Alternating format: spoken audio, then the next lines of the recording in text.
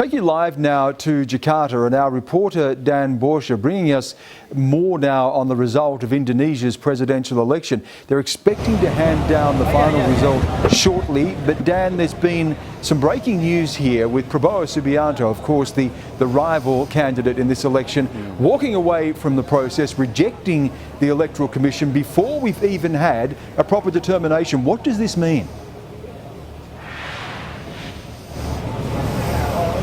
Well, Stan, things are about to get a lot more dramatic here. That's what everyone's saying. About half an hour ago, we saw Prabowa Subianto, one of the presidential candidates, go on television, on the television network that he owns, saying that he was withdrawing from the process that the Electoral Commission had undertaken and that he was ordering his representatives, who were in the building behind me, the Indonesian Electoral Commission, to walk out because they were so concerned about the issues that they were seeing. He says that there have been some 52,000 instances of voter irregularities that he has asked the Electoral Commission to investigate, and he says they simply need to. He's also said in that television interview that he did that there's been an unfair process aimed at him and his team. We saw an enormous media throng gather outside just at the gates behind me a short while after that as his representatives stormed out of the Electoral Commission and said that they were having no further part in this and that Subianto would be making further statements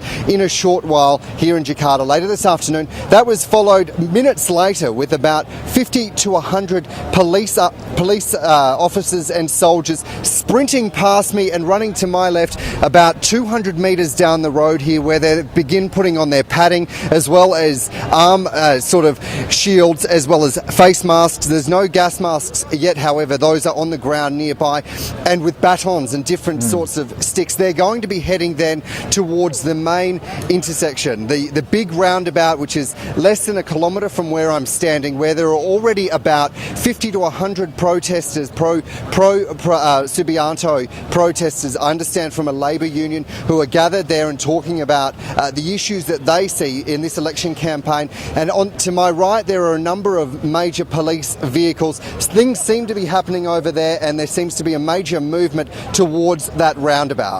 Dan, what does this mean, though, for the election result itself? Jokowi was about to be announced as the president-elect. Is this off to the courts?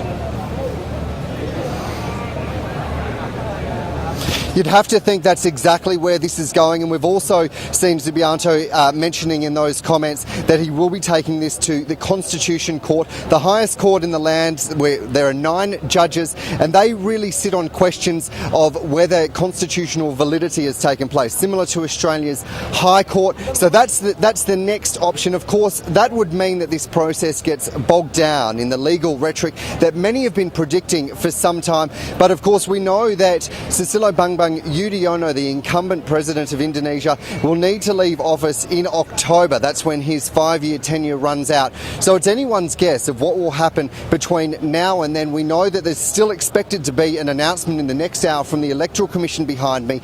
And as you point out, they are expected to say that Joko Widodo, the former Jakarta governor and also self-made businessman, has won the election and will be Indonesia's president-elect. We know that the numbers from the last indication that I've seen, we're sitting at around 51% for Widodo. So, I mean, it's anyone's guess, though, what will happen from here on out, particularly given the tense nature of the environment of which I'm coming to you from. Yeah, and Dan, we will check in with you a little bit later in the program. Of course, this situation ever-changing there on the ground now in Jakarta. Dan Borsha joining us live there. We'll check in with Dan a little bit later, describing a potentially very tense scene there as Prabowa Subianto rejects the findings of the Electoral Commission, and that presidential election now disputed, potentially off to the courts as well.